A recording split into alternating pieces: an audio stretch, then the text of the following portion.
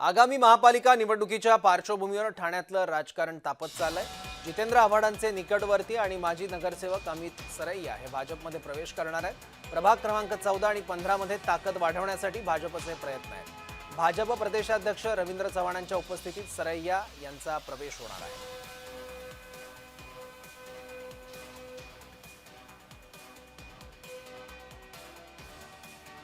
प्रभाग क्रमांक 14 आणि 15 मध्ये ताकद वाढवण्यासाठी हा पक्षप्रवेश होतोय।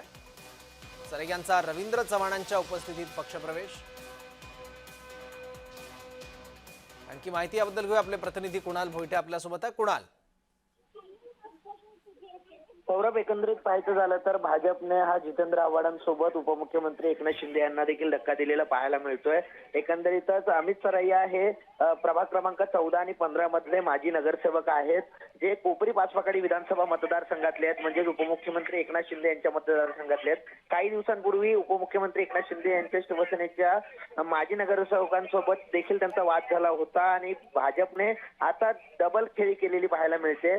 जितेंद्र आव्हाडांना धक्का तर शिवसेनेसोबत खेळी केलेली आहे। ठाण्यामध्ये माजी नगरसेवकांना आता पक्षामध्ये घेत आगामी स्थानिक स्वराज्य निवडणुकीची जी मोठ आहे ती बांधायला आता भाजपने सुरुवात केलेली आहे। त्यामुळे आता भाजप मुंबईस पाठोपाठ आता ठाण्यात देखील ऍक्शन मोडवर आलेली पाहायला मिळते। सौरभ, ठीक आहे कुणाल, धन्यवाद या माहितीबद्दल।